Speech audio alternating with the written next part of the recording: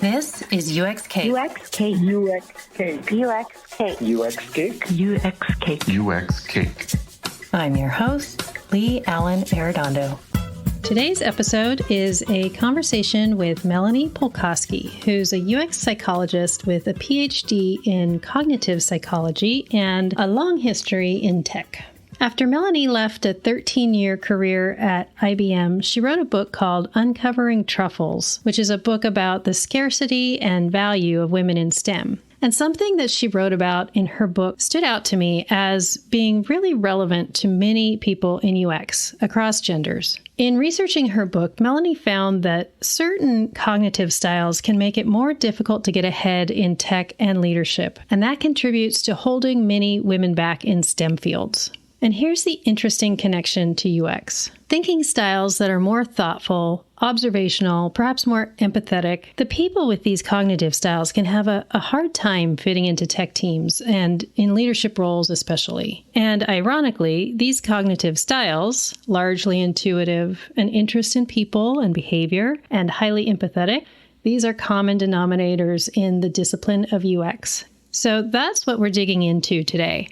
Now, what can someone do if they find themselves in this place, a place where they feel like they don't fit in, or they feel undervalued or misunderstood? Fortunately for us, Melanie has great experience and some great advice. I also want to mention that Melanie has given us a couple of books to give away to our listeners. So if you would like your own copy of Uncovering Truffles to discover tools and inspiration so that you can design an engaging and meaningful career, just follow UX Cake on Twitter or Facebook and comment on our post with hashtag Women in STEM. Hi, Melanie. Thank you so much for joining me on UX Cake. Hi, thank you. It's a pleasure. I'm really excited to have this conversation. And you and I were just talking about your book that's about women in STEM and how what you found through doing this research shows that it's not so much a gender diversity problem as it is a cognitive diversity issue that we have. And I'd like you to just start out with telling us a little bit more about that. Yeah, sure. I guess, just sort of to give a little bit of context, what really got me interested in the whole topic of women in STEM and particularly tech was my own experiences in the field. And so partly as a way to understand my own experience and just really answer the question, like, is there something wrong with me? I started doing research on the book, and it kind of had been a little bit of like an ongoing dabbling for quite a few years. I had the book in my mind for about 10 years before I actually sort of arrived at a place where I had the space to really sit down and focus on it and write it.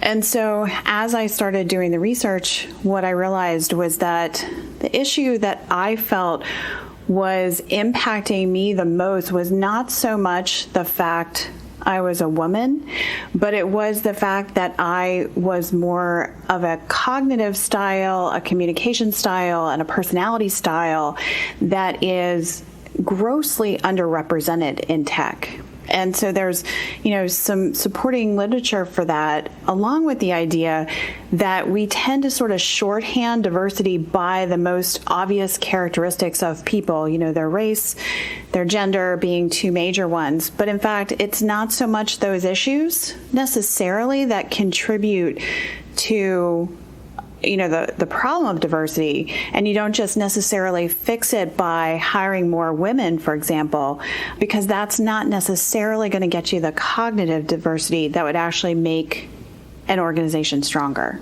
And so let's talk about that a little bit more, because unlike other areas in STEM where you see the interest of girls really dropping off dramatically in education, like math and science, in UX, like when I teach and when I speak and go to conferences, it seems like there's at least close to half, if not half or more, of the audience that are women. And speaking from experience, when we would screen interns at Amazon for UX, specifically, about half or more of the applicants were always women, and it wasn't difficult to have parity between the genders in the UX intern program there. But when you look at who is in leadership in UX at that company and in this industry in general, the further up the ladder you go, the more male predominant it is. So let's talk about that a little bit more. If it isn't purely gender, what else is going on here? Yeah, I mean, I think it's a lot, as I said, to do with things like cognitive and communication styles. So it's, how you engage in conflict, how you engage in negotiation, your assertiveness or lack thereof. I think all of these things are the behavioral issues that have the dominant role to play. And it's really easy for us to attribute all of those things to, oh, well, she's a woman, so she lacks a assertive style. She's not really into conflict. She tends to not interrupt. And I think all of those things are true.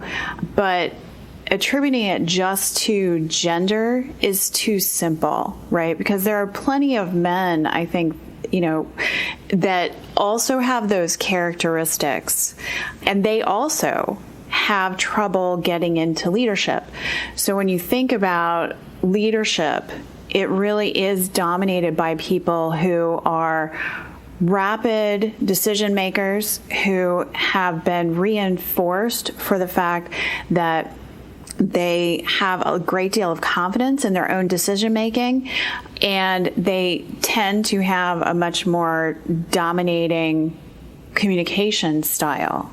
You made another point earlier when we were talking about this, that you made a correlation between that style of communication, of interest, of empathy, or that cognitive style, and the UX discipline itself. Right.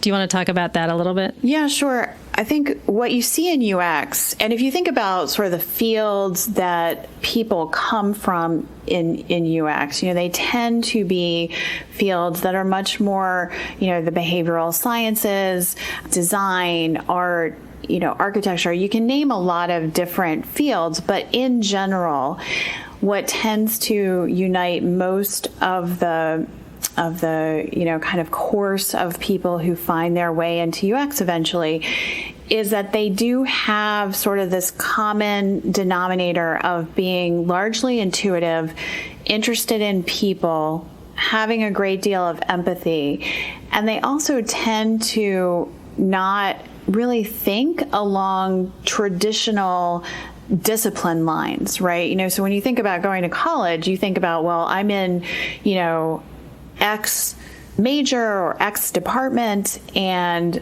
this is the way we do things. And so I think, and I would certainly include myself in this bucket, what you tend to hear from a lot of people in UX field is, well, I've changed majors, from like one thing to something wildly different, or I've dabbled in a lot of different fields, right?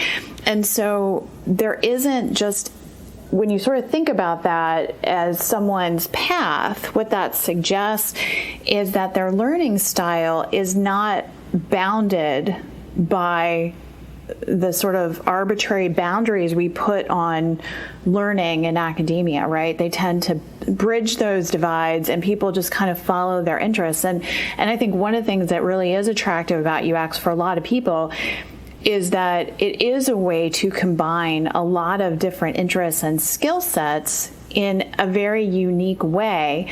And then there is that potential to do just about anything in any field, right? And have your skills be applicable. So I think that by itself tends to sort of draw people that are really looking for something different, but it's also an effect of the fact that they think differently, and they're not just willing to kind of go, there's one answer or there's one path that makes sense. So I feel like we've established that it's not only women and it's not all women in UX. Right. Let's talk about some of the things that make it difficult for anyone with these cognitive differences. What are some of the issues that you talk about seeing in your book? Yeah, so I came across a statistic that I thought was incredibly alarming, and probably the single biggest takeaway for me as I was doing the research for the book, and it was that 52% of women are essentially leaving the STEM fields by the time they hit, say, their early 30s. And most often it's attributed to a lack of support, right? And this sort of death by 1,000 cuts, right? It's the daily sort of micro slights that happen when you're in an environment that doesn't necessarily respect your ideas or your ways of thinking. And it's just kind of the very subtle, but over time, collectively painful and discouraging behaviors around you. You know, going back again to some of the things I mentioned earlier, like how conflict occurs, right? So if you take a bunch of, men, often engineers if you're in tech, and you put them together in a room to negotiate, a feature build or a timeline or something like that, their way of negotiating different points of view for a lot of women is very alarming and off-putting. And that's one of the things that over time can build up and just make it feel like a very toxic environment. The other thing that tends to have a lot of effect is being excluded. And I think I hear this a lot from people in UX, that they just don't feel like they have a seat at the table or that their contributions are valued in the same way. And, I hear that from both genders as well. And so it's, I think, has to do with how we communicate and the sort of level of evidence we need to provide in order to just be heard on a day-to-day basis. And at least for women in the STEM fields, that has just a very damaging impact on their longevity. One thing that made me think about is I feel like it can be easy for women to think that these issues happen to everyone, like not being asked for your opinion or not being heard or listened to or being kind of disrespected in meetings. And for sure it happens in UX in general, but it does happen more often to women. And it seems it ends up feeling like just an additional erosion, I think, maybe to a woman's self-confidence, that it's her problem. It's not a gender problem. It's right. just right. It's her, right? It's right. herself. And somehow she needs to work on herself and work on self-improvement. And, by focusing so much on self-improvement, then you and those who are supposed to be supporting you and your development at work aren't focusing on improving your strengths. And I wonder if those things, it's kind of a lot in there maybe, but it feels like that might be part of the problem, possibly holding women back as well. Yeah, I think for me, and I've heard all that advice, right? Just be more assertive and just speak up in meetings and just, value the fact that you're there. And, particularly when you've been in an environment for years that doesn't appear to value you, it's really difficult to just go, well, if I just speak a little louder, right? Or there's got to be something that I can do in order to change this situation. And, for me in the tech field, that's something I have struggled with my whole career. When I first joined a technology company, I came to it from, very female-dominated fields. Education, clinical speech-language pathology are extremely dominated by women. So I went to basically the polar opposite kind of environment. And, I would say my dominant reaction to that environment was, I've got to change something about me. There's something wrong with me. And I spent lots and lots of years and lots of painful days trying to figure out what was the key that would make me feel whole in that environment.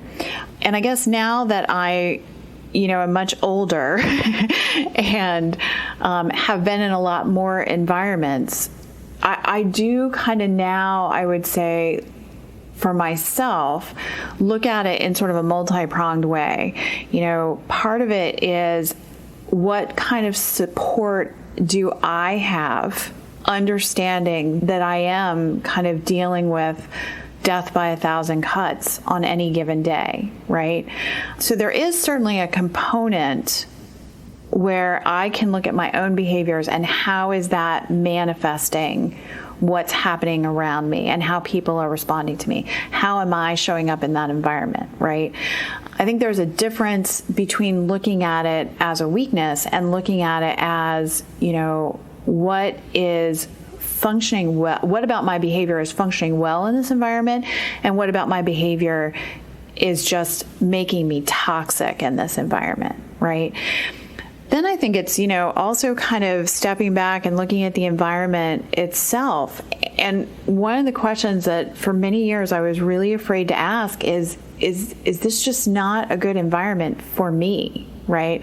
Am I not able to detach emotionally enough from the interactions I'm having in order to be functional and productive and happy? And I think that's a really critical question. And in some cases, the answer is going to be, no, I just can't detach enough from this environment, and I need to find a better one.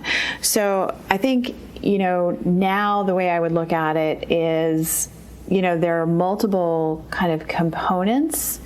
Some of my own behaviors I might want to change just because it would make me more flexible and successful in a broader variety of situations. And so those things I can choose to change.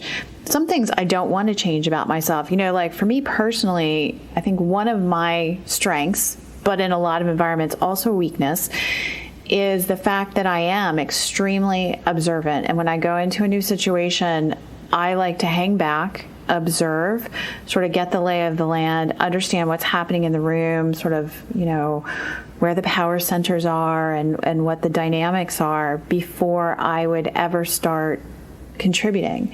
Now, I could look at that as a major weakness, and certainly it's very counter to the communicative style of, leaders, especially like in the US. But on the other hand, over time evolved that to see that as a major strength and a major source of my power. And so that's something that I've chosen not to change about myself, even though I know that it's probably a major component of why some people wouldn't see me as a leader.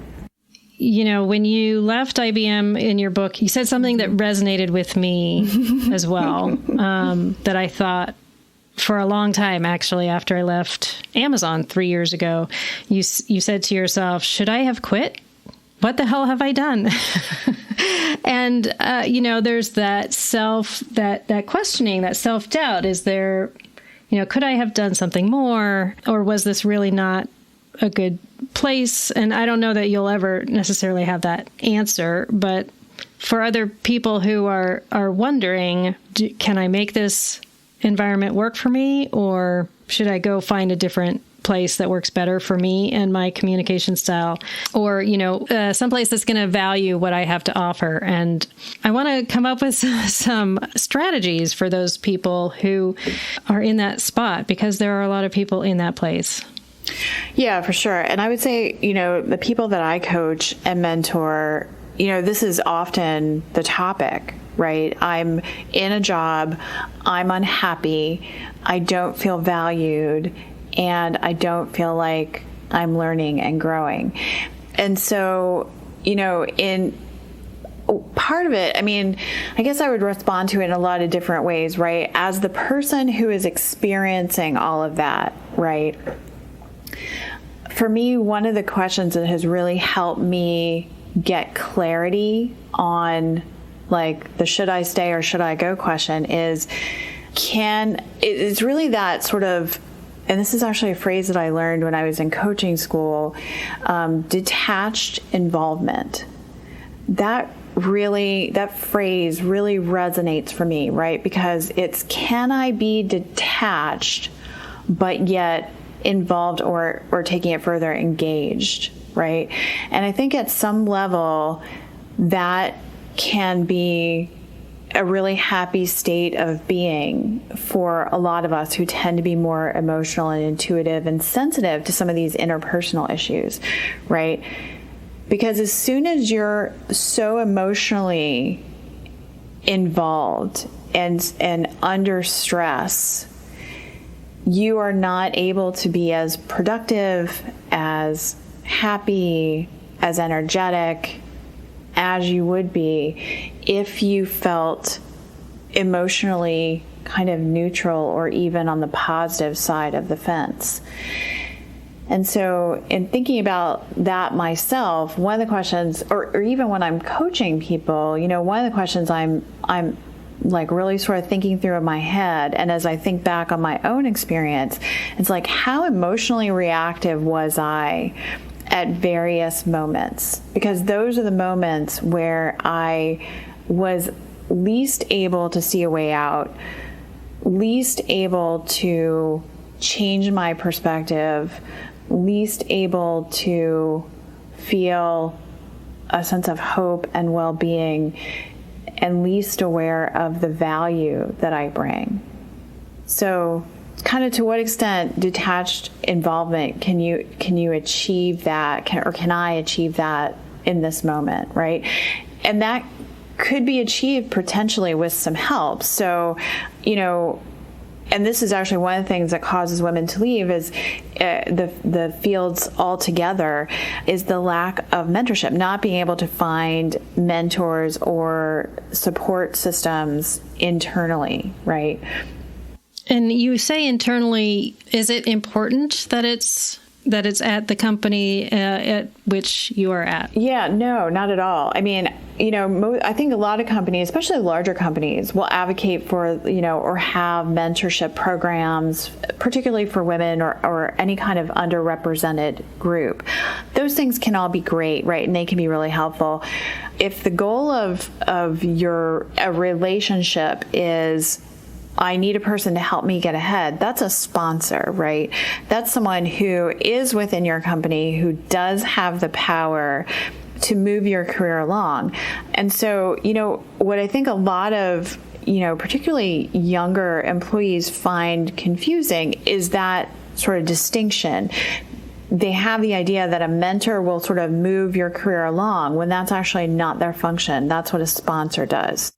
Let's talk a little bit more about sponsorship, because in your book, you talk about the importance of sponsorship. And obviously, sponsorship doesn't need to only come from other women. Right. And it absolutely does not have to come from UX leaders. Right. It just needs to come from leaders at your company. So let's talk a little bit more about that. How do people go about finding something like that? Yeah, I think that can be really challenging, right? And in some cases, it's not even about finding them. It's about them finding you, right? So like when I think back on my own career, the people who have behaved as sponsors toward me, it was not because of anything I overtly asked them to do in most cases, right? In some cases, it was that type of relationship, and they, knew something about me or knew something that was happening at the time, and they were able to kind of help me along, to help me into another role or give me an assignment that they thought would be good for me or something like that. But yeah, I would say that sponsors are anyone that can give you opportunity, right? So in that sense, it doesn't even have to be a leader necessarily. It could be a peer who is giving you the opportunity to talk to someone you might not have known otherwise, right? I'm thinking about various people that I know, situations where someone says, I'll introduce you to X, or you should call, or have coffee with so-and-so. Recently, I gave a friend an opportunity to speak to a leader at a company that I knew and just made that introduction. And she is turning that into a potential job opportunity, right? So even those things I think you can look at as a sponsorship situation.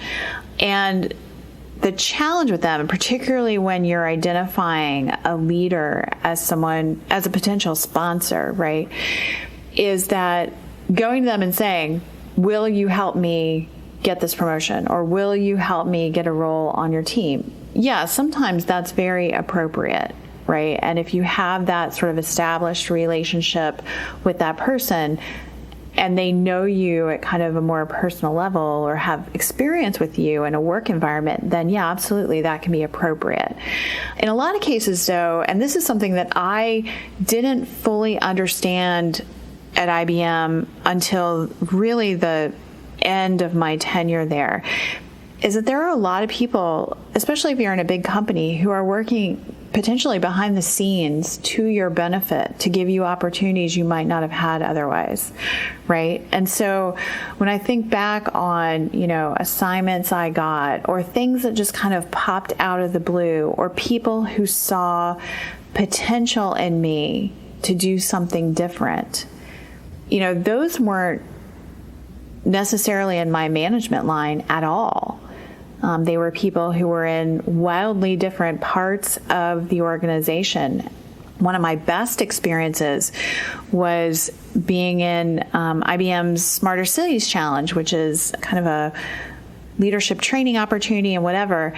The opportunity for me to be in that was from a friend that worked in HR. We had never really interacted at all, but I just found her very, very good to talk to, just very, very wise. And we had sort of a little bit of a mentoring relationship, and I had no expectations of that relationship other than I really enjoyed talking to her, and I felt much more peaceful after talking to her.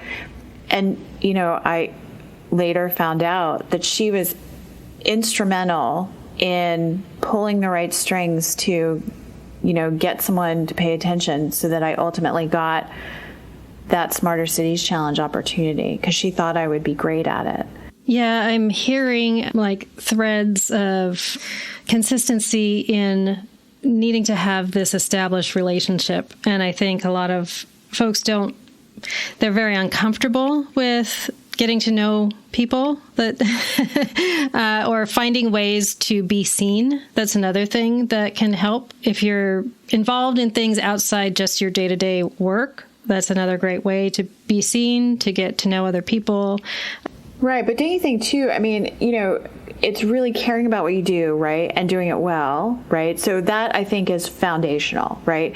If you struggle to do the basic job you're doing, right, then probably what we're talking about is not going to be the first line that you go to try to get other opportunities, right? You have to have just foundational competency at the role that you are in, right? And you need to be getting support. You need to be set up for success in your own role. So I guess that is definitely another issue that a lot of people struggle with on a regular basis is they aren't set up for success and they are struggling even though they may be more than proficient at their job. Yes, that's true. And I think that's sort of a second level, right? So I think once you're not talking about like a basic competency issue anymore, then, in my head, the next thing we look at is, okay, from a communication perspective, how are you showing up, essentially, right? How are you showing up in your communication with others?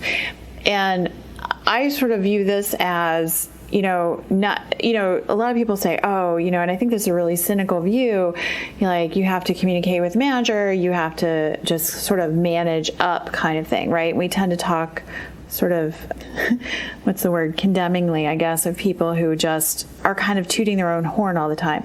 That's not what I'm talking about.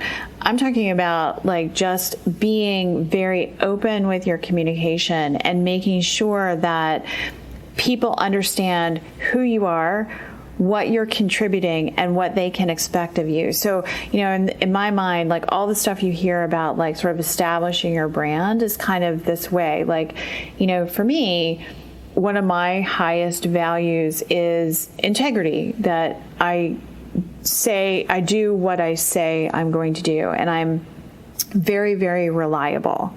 And so that is, from the beginning, part of what I did to establish who I am. The other thing that I've definitely gotten better at as I've gotten more experienced is I never want to surprise people with anything. And I think that was very counter to how I started my career. Like, I think when I started my career in tech, it was much more like I kind of wanted to hold things close to my chest, and I was really concerned about people sort of, taking credit for my idea or... which does happen a lot. Yeah, it totally happens. It totally happens, right? And it certainly happened to me, too. On the other hand, right, if you're a person with a lot of good ideas, whatever your idea of the moment is not going to be your last one. So the clearer you are on what you value and what your contributions are, the better you can communicate to people proactively. Being proactive in my communication, I've sort of gotten over the idea that it's going to lead to people stealing my ideas, right? I don't feel as vulnerable and defensive as I was, which is kind of a good thing. So we have to wind this down, and I feel like we have a whole nother episode, a follow-up episode that we can talk about how people who have this cognitive diversity specifically, and also for the leaders of the team and the team members who want cognitive diversity, how to support that. Because I feel like we've really just scratched the surface there. And so there's definitely a part 2 of this coming up. Yeah, that could be fun. So you wrote your book about women in STEM after you had left a 13-year career at IBM. And I'm wondering, knowing what you know now, what advice would you want to give your younger aspirational self about moving forward in your career? That's a good question. I actually think it's related to what we've talked about already. One of the things I would tell my younger self is the pace that I had operated under as a good student is not sustainable in business. And that's got to be hard though, because in many places it's expected. Yeah, that's true. That's very true. But I even think even in places, like you take your average Silicon Valley or big company where a pace is expected. I'm not saying go from, 150 to 0. I'm just saying, 120 can be adequate. Right. And so I think that... And sometimes 100. Yeah. And sometimes, and I mean, depending on what's happening in other areas of your life, there's going to be more of an ebb and flow. And I think what a lot of young people, particularly people who are very good students, right, come into the work world with is they have been very successful by running a sprint and then having a break, and running a sprint and having a break, right? And they don't even recognize sort of the pacing of how they've conducted their kind of work life and everything up till that point. And so when you enter the work world in that same pace, and your organization also supports this is a sprint all the time, that is not going to be sustainable for people who are empathetic and observers and listeners and people who are constantly getting the nuances around everything that's happening, right? Because there's just processing time that's needed for that. So I think that's one thing. I think the other thing is that I would tell my younger self is that it's really okay to kind of go, yeah, I guess, it's kind of what I was talking about earlier of like, it's okay to kind of ask yourself, what is it about me? So like not so much what's wrong with me. I think that's definitely the wrong question, and it's very punitive. But what is it about me that is contributing to what I'm experiencing in my career? And then taking that a step further and going, what is it that I want or I value? To what extent am I able to use my own values in this job or in this organization or whatever it is?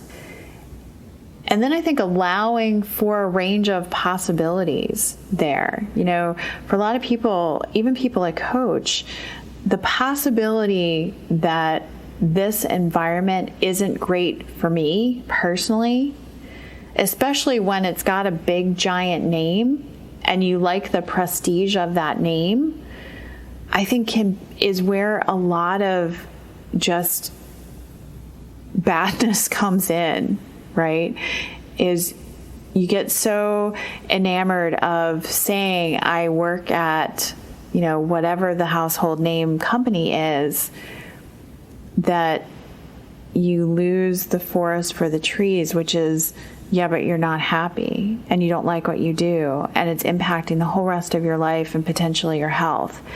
And so I think I would have given myself the confidence for that to be an okay response long before I reaped the consequences of my decision to stay, no matter what it was inducing in me personally. Yeah, that feeling that I can't leave. I don't want to feel like a quitter. Yeah, that's exactly it. And there's nothing else out there for me, and how else would I use my skills and all of those other things that are wrapped up in it. I wish that we could just keep talking and talking. So I've already written down, we're having a part 2. Oh, yay. But Melanie, it's been so awesome. Before I let you go, how can people connect or follow you, hear more what you have to say online? Well, I guess I'm sort of on the standard places. So I'm on Twitter, I'm on LinkedIn. I also am on Quora. And on Quora, I actually have a little bit of a following because I tend to answer a lot of UX questions on there. And I run a space that's called Early Career UX. What I like is people ask me lots of questions on Quora, particularly about UX, and I tend to use them like writing prompts, and I write lots of answers. So that's probably the social media I'm most active on. Oh, excellent. And we will follow up with a link to that in our notes as well. I got to thank you so much. This has been so interesting, and I know it's going to be really helpful to a lot of people out there. So thank you so much, Melanie, and it was really great talking with you. Oh yeah, it was great to talk to you too, and thank you so much for the opportunity. I hope it is helpful for the audience. This was a great discussion on what we can do if we find ourselves in this place. I really would like to have a part 2 of this. What I'd like to talk more about is what can we do as peers, as leaders, as future leaders to break the mold that makes it so difficult for diverse cognitive styles in tech. I would love to hear from any others who would like to hear more of this. That helps us gauge interest in topics that you want to hear. And as I mentioned before, we're giving away a couple of copies of Melanie's book, physical copies that will be mailed to you. And it's easy follow UX Cake on Twitter or Facebook and comment on our post with hashtag Women in STEM. You'll get tools and inspiration for your career. You can find links to Melanie's book and to connect with her on the show notes page at uxcake.co. And as always, thanks for listening, and we would love to hear any feedback or comments. Connect with us at uxcake.co or Twitter or Facebook. And be sure to subscribe so you don't miss a bite.